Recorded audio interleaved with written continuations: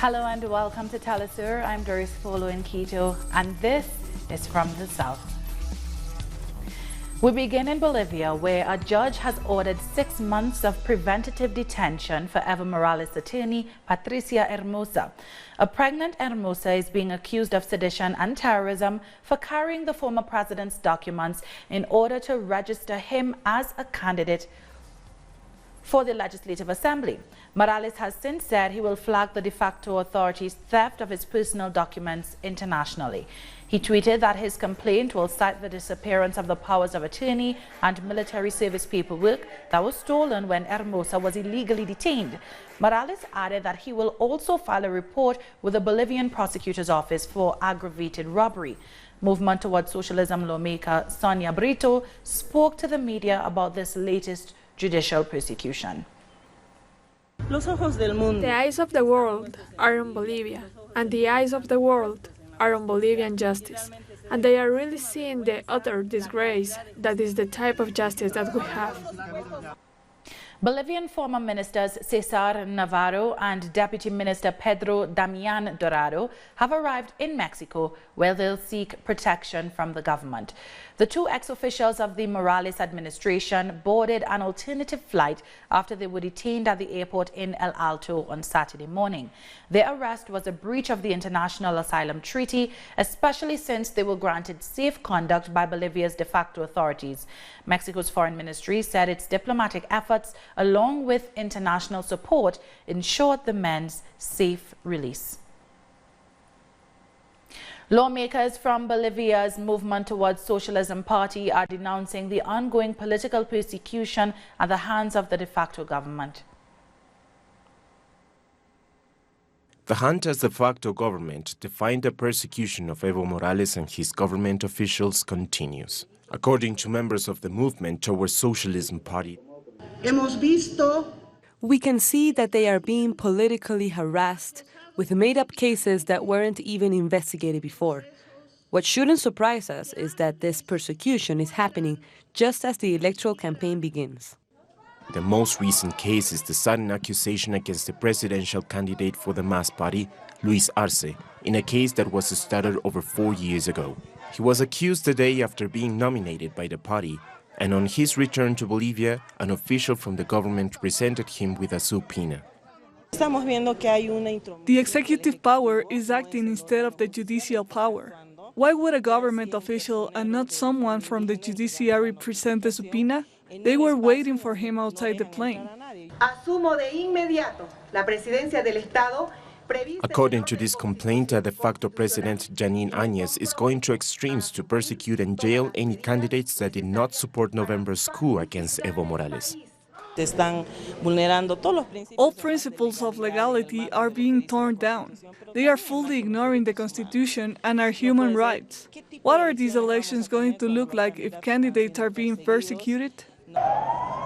According to the country's Human Rights Commission and the Ombudsman Office, since last November, 1,400 people have been imprisoned for political reasons and 400 remain in prison while political and judicial persecution continues. Moving on, 250 Venezuelans are returning to their country from Chile on the latest flight under the Return to the Homeland repatriation plan. Those traveling were seen boarding a bus to the airport with their belongings. Many Venezuelans who migrated to other countries are opting to return following negative experiences such as work exploitation, xenophobia, and discrimination. This is the 7th flight to depart Chile under the plan. It's a free and voluntary initiative of the Nicolas Maduro government, which has brought back thousands of citizens, primarily from other South American countries. Well, we're very happy, very grateful for this flight, because we really didn't have enough money to pay our own way for a flight. We're very grateful because we are in delicate health and we want to return to our country, our home. Our children await us there. We're very grateful once again to the Bolivarian government. On Saturday, brave soldiers of the historic civic military rebellion on February 4th, 1992, led by Commander Hugo Chavez, visited the Paez barracks in Maracay in Aragua State.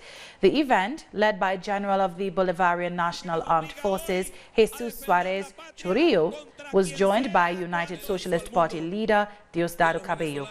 The act, which was held on the 1st of the month, celebrated the revolutionaries who rose up against the neoliberal policies of the government of Carlos Andres Perez 28 years ago, a day now commemorated as Dignity Day in Venezuela. The Bolivarian people and government will be celebrating a number of other important dates throughout the month of February. Non-governmental organizations in the border towns of Guatemala have voiced their support for the thousands of Central American migrants fleeing violence and unemployment in their countries. Around the border area of El Naranjo and the department of Petén, the flow of Central American migrants trying to reach the United States under precarious conditions continues to grow. Instead of reducing the number of migrants, they continue increasing. These people are being forced to leave because there are no job opportunities in their country of origin.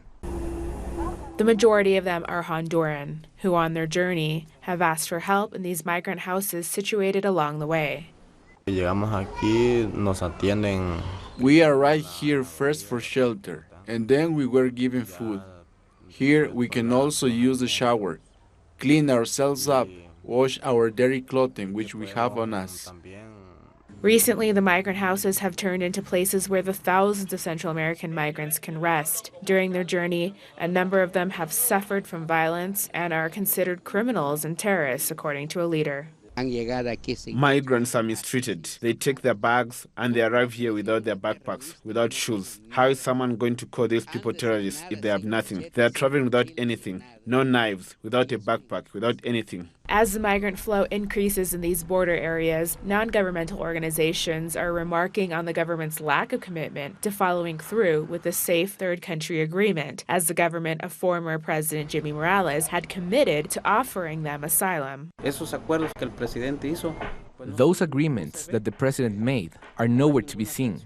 There is no attention to migrants. There is even more repression by Guatemalan authorities. The mistreatment of migrants has been so bad.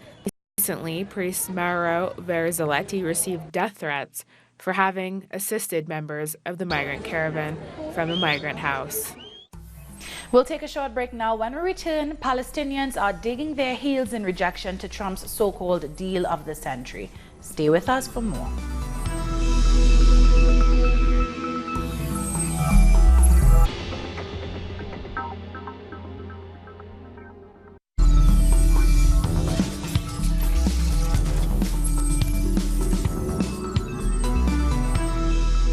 Welcome back. Palestinians have continued protesting against U.S. President Donald Trump's so-called Middle East peace plan.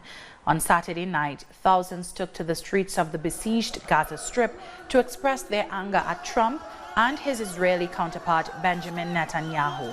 The protesters burned mock coffins bearing the portraits of both leaders. The widely rejected deal allows Israel to cement its control over Jerusalem and its holy sites, maintain a military presence in Palestine, and formalize the annexation of the West Bank, among other things. This deal was a dead deal before it was even born because the Palestinian consensus rejected it completely. This decision is a decision made by a state and not an international one. Of course, the decision is in the hands of the Palestinian people because they are the owner of the land and will expel the occupation from the entire Palestinian national soil. In the meantime, heavily armed Israeli security forces attacked university students who attempted to stage a protest against the deal in the occupied West Bank city of Hebron. The security forces fired tear gas, rubber-coated steel bullets, and live ammunition to disperse the gathering. A 27-year-old journalist was rushed to hospital after being shot to the head. Preliminary reports say he suffered a fractured skull and is in a stable condition. Meanwhile, hundreds of people rallied outside the U.S. Embassy in Lebanon against Trump's plan. waving Palestinians' flags. Protesters gathered on a road leading to the embassy in the northeast of Beirut amid tight security from the military and riot police. Almost 200,000 displaced Palestinians live in refugee camps across Lebanon. If implemented, Trump's deal would end any hope of them returning to the territories they were forced from. This fetish promise would disappear under the feet of the children of Palestine. The Palestinian resistance and their uprising that will not give up this land and Jerusalem, which is the eternal capital of the independent state of Palestine. Whether Trump wanted it or not, Palestine is for the Palestinian people. The Arab League has rejected President Trump's so-called Middle East peace plan. A statement released by the organization after an emergency summit in Egypt said it rejects the U.S.-Israeli deal, considering it does not meet the minimum rights and aspirations of Palestinian people. The Pan-Arab bloc also said it will not cooperate with the U.S. government to implement the controversial plan. These proposals do not bring stability or establish peace. Rather, they sow the seeds for another 100 years of conflict and suffering. I believe that the logical and safe alternative is still in our hands, if the intentions are correct. The two parties must negotiate by themselves in order to reach a solution that each of them can coexist with. Acceptance of it. The starting point for this negotiation cannot be the maximum of one party's demands and a total disregard for the other's vision. The lines of the solution and even its details cannot be imposed, presupposed, and preset. At the same time, Palestinian President Mahmoud Abbas has announced his administration is cutting all ties with the United States and Israeli governments in protest against Trump's deal of the century. Abbas further stated that Palestine will not accept the U.S. as a sole mediator in any future negotiations with Israel. We inform you that we are cutting relations with Israel and with the United States. We have said the same thing to the United States, including security relations. Iran has started celebrating the 10-day dawn ceremonies marking the 41st anniversary of the 1979 revolution that toppled the Pahlavi monarchy and founded the Islamic Republic. Events began at 9:33 a.m. local time, which was the exact moment the late founder of the Islamic Republic, Imam Khomeini, landed in the capital. The Imam was exiled for 15 years and returned due to popular support that ultimately led to the overthrow of Shah Mohammad Reza Pahlavi. A special ceremony was held at the Imam Khomeini Mausoleum with a host of senior state and military officials, including President Hassan Rouhani. In his address, Iran's President Hassan Rouhani took the opportunity to stress that citizens must have the right to choose between different political movements. His comment was in response to the Guardian Council, which oversees the elections, barring some 9,500 potential candidates from standing in the February 21st polls, including 92 sitting MPs from all political stripes. Whoever prevents people from choosing and does not allow them to choose between different political tendencies, and whoever discourages people from going to the polls is certainly far from the approach of the Imam. If we follow the path of Imam Khomeini, today we'll get through the current situation, the toughest in our political and economic history. Moving back to Ecuador, delegates from different political parties have started an impeachment process against the Minister of Government, Maria Paula Romo, over her alleged breach of duties in last October's popular protests. Assembly members Roberto Gomez from Creo, Amapola Naranjado from Revolución Ciudadana, and the independent María de Lourdes Cuesta Orellana have called for an impeachment process against the Minister of Government, Maria Paula Romo. They want her to be held accountable for her failure to properly manage the crisis that occurred as a result of police brutality in last year's popular protests. As such, the trio is requesting that the President of the Assembly add their petition to the agenda of the upcoming plenary session and approve it for further debate. Human rights are being violated, and in October it was the worst. The minister acknowledged that expired gas bombs were permitted, Police threw those bombs in places that were designated safe zones. We can't allow this. This type of behavior has not even been seen in the worst dictatorships. This is the third attempt at having the Minister of Government impeached. Previous efforts were made by the same legislators, but for separate reasons, such as the prison crisis, insecurity, and femicides. We are acting in accordance with the law. The first judgment was not compelling, and some of the members were not even present at the hearing. Meanwhile, the United Front of Workers Union is preparing to take action against the neoliberal government. I would believe in impeachments if we had a functioning assembly. The assembly ought to be duty-bound to Ecuador. Have you ever seen a law that benefits the citizens of this country? No, they haven't done anything. This condemnation of the Minister of Government comes on the heels of concerns raised by the Ombudsman Office that Ecuadorian human rights are in danger. The authority said this is because of the government's failure to take responsibility for the violations that occurred during the national strike. Thousands of people have taken to the streets in the Brazilian city of Sao Paulo to celebrate the Chinese New Year, despite the rumor-mongering about the threat of the coronavirus. Music, dancing, and an impressive array of food characterized the celebrations to mark the Year of the Rat. It comes amid a global health scare that has seen cities across the world cancel similar festivities due to fears surrounding the illness. However, the organizers have assured that the event poses no threat to the country. As the focus of the epidemic was in China, of course they were forced to cancel the party there. Not here. We don't have any cases yet. We are aware. We are working preventatively. But I think the panic is worse than the coronavirus in Brazil at this moment.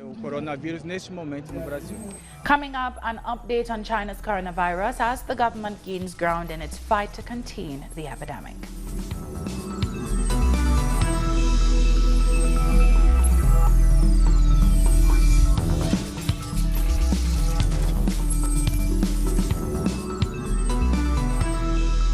Welcome back.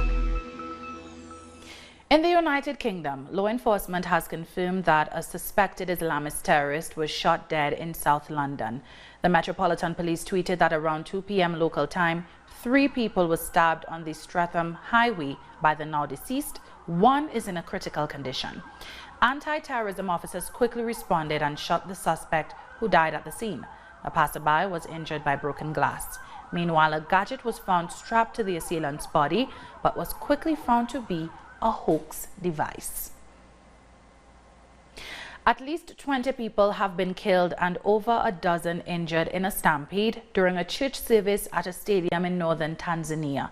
According to security officials, hundreds of people crushed others as they rushed to get blessed with anointed oil during a church service by a self-proclaimed prophet in the town of Moshi.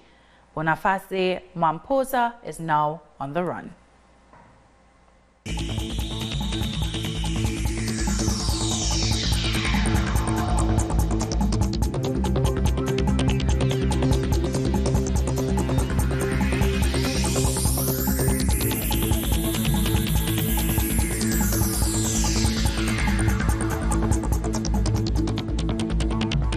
Chinese health authorities say the number of people killed by the new coronavirus has risen to 304. The National Health Commission also noted that 14,380 people have been infected. Meanwhile, the first death reported outside of China has been recorded in the Philippines.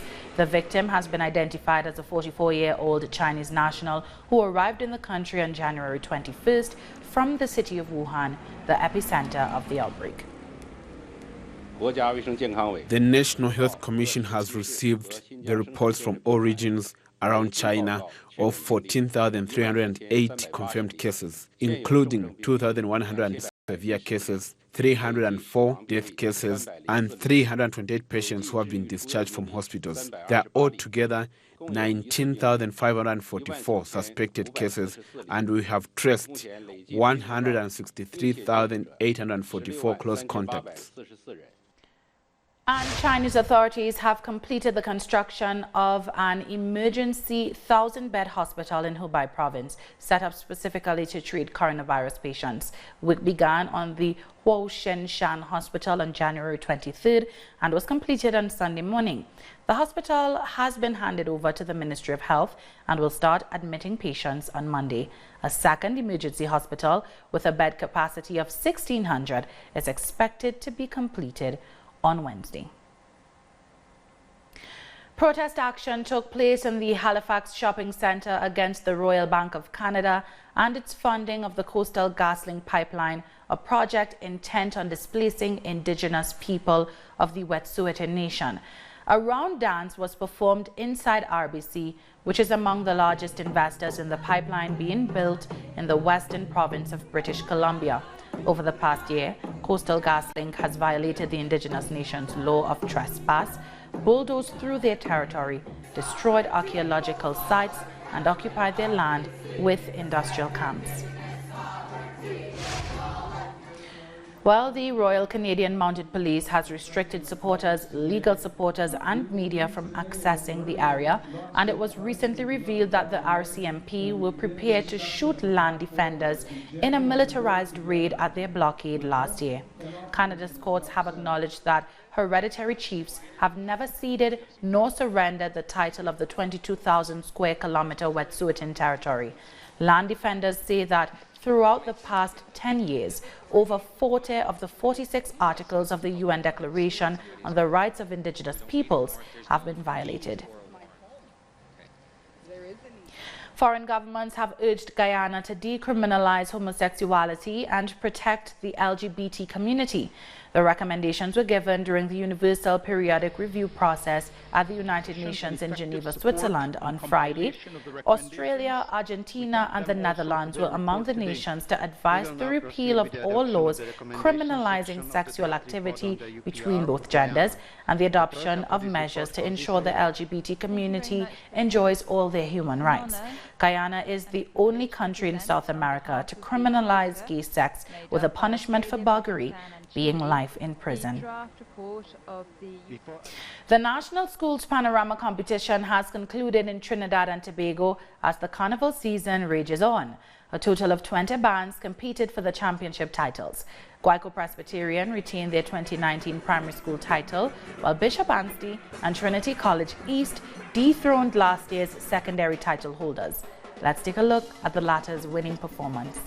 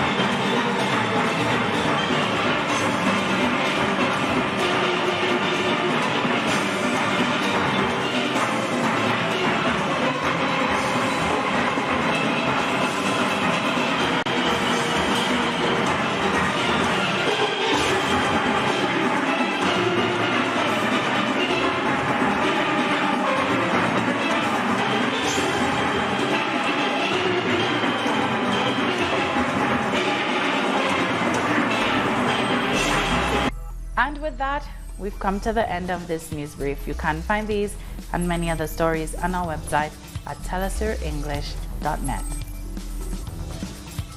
And join us on social media, Facebook, Twitter, and Instagram. For Telesur English, I'm Doris Polo. Thank you for watching.